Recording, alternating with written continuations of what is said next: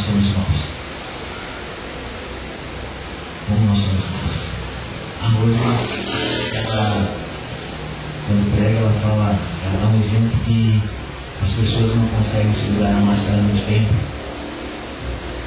Quando passa um determinado tempo, a máscara cai e nós precisamos tirar a máscara e analisarmos o todo. Nós somos maus. Mas o bom de tudo, gente, é que Deus não mede ninguém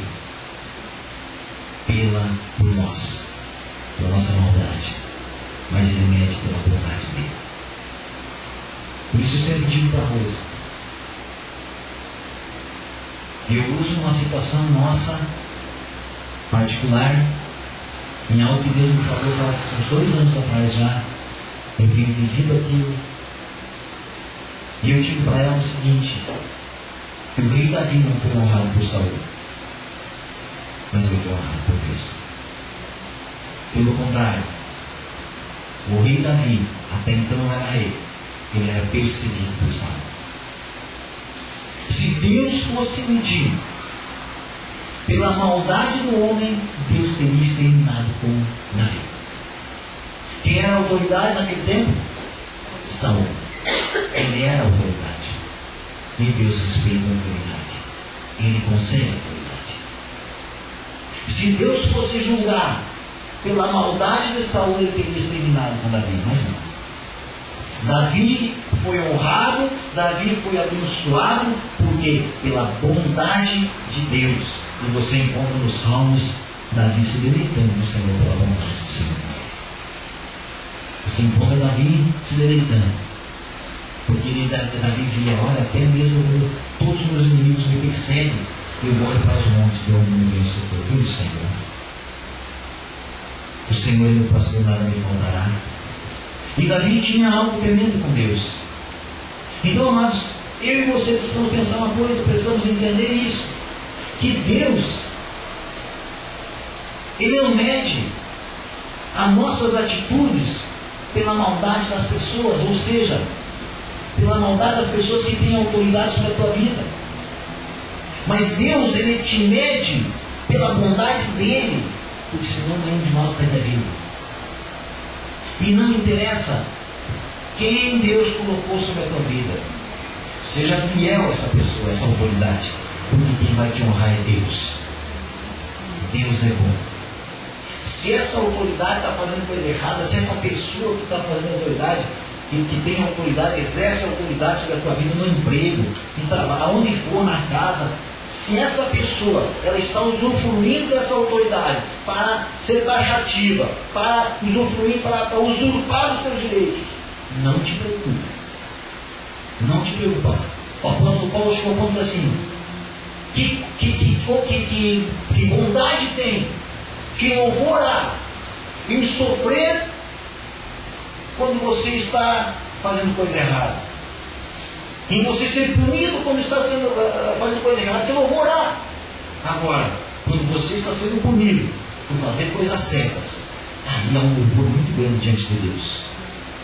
Se você é punido, se você é subjugado, mas você está obediente àquela pessoa que Deus colocou como autoridade sobre a tua vida, Deus vai te honrar.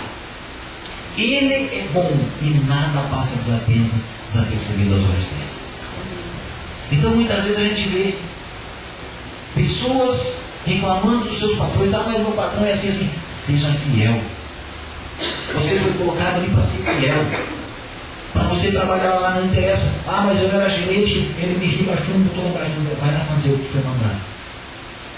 E você vai ver que Deus é que vai te honrar. Deus vai mover os céus e a terra por você quando você for obediente. Pode ter certeza disso. Pode ter certeza disso. Davi não foi honrado por Saul, Davi foi honrado por Deus. Porque Deus é bom. Mais uma lição desse texto aqui, irmãos. Deus tem promessa para os obedientes. Aqui quando ele fala, aqueles que obedeceram, aqueles que largaram, ele diz assim, ó, aqueles que tudo aquele tiver deixado casa, ou irmãos, ou irmãs, ou pai, ou mulher, ou filhos, ou campos, por causa do meu nome, ou seja, por me obedecer, por andar atrás de mim, por andar atrás da minha palavra, esse vai receber muitas vezes mais. Deus tem promessa para as nossas vidas quando andamos em obediência. Esse é o detalhe de Deus. Esse é o detalhe de Deus. Muitas vezes a gente nem sabe como é que as coisas acontecem. Mas eu nem esperava isso. Efésios capítulo 3, versículo 20. Aquele que é poderoso para fazer abundantemente mais do que tudo que pedimos ou pensamos, segundo o seu poder que atua em nós. Precisamos aprender o seguinte: primeiro requisito para o poder de Deus agir em nossa vida é a obediência às nossas autoridades. Mas eu obedeço a Deus, mas esse chefe ímpio eu não vou obedecer. Enquanto você está trabalhando naquela empresa, você precisa obedecer aquele chefe ímpio.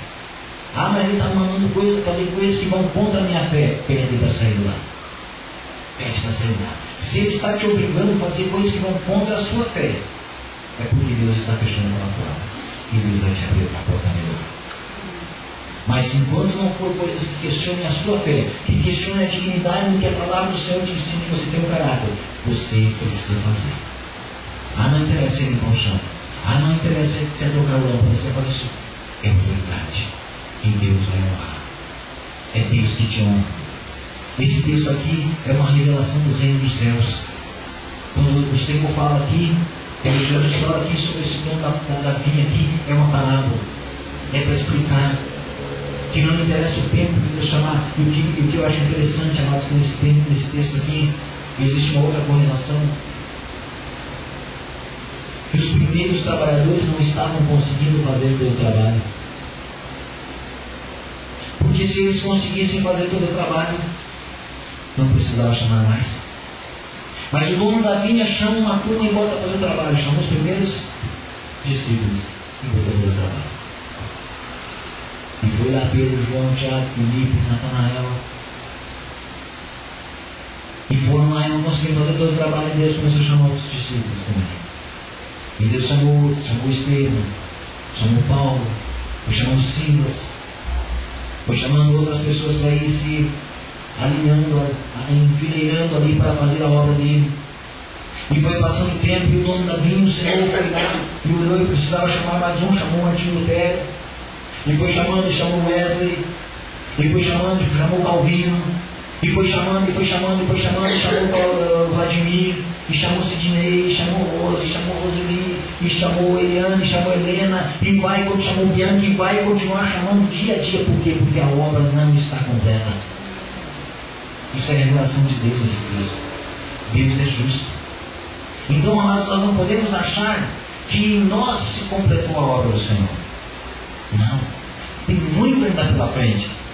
E o Senhor é um Deus, um Deus poderoso, um Deus que honra com a sua palavra, é um Deus que tem uma justiça tremenda. E muitas vezes, quando nós falamos em justiça de Deus, nós ouvimos uma situação: mas Deus tarda, mas não vai, Deus não tarda nunca. Deus chega sempre na hora exata. A justiça de Deus, ela é certa, amados. Tem um texto de Nabal. Nabal foi contra Davi, né? E ali ele caiu. A mulher de Nabal, ela, mesmo estando debaixo da autoridade de um homem indigno, de um carrasco, ela foi fiel àquele que ela sabia que seria o rei, aquele que ela sabia que era um homem enviado por Deus, e ela enviou alimento para ele. E Deus honrou, que não morreram toda aquela população, morreu só Nabal. Ali caiu morto. Por quê? Porque ele era fiel. Deus vai tirar do caminho todo aquele que se levanta contra os servos dele. Mas deixa que Deus tire. Não precisamos nós tirar. O Senhor não nos chamou para tirar o joio. O Senhor simplesmente nos chama para colher o trigo. Você já percebeu? Deus não nos chama para separar, aí esse vai para o céu, aquele não vai. Não. Deus nos chama para chamar. Deus nos escolheu para chamar aqueles que nós vamos trabalhar, eles vamos pregar para eles, para eles irem para o céu.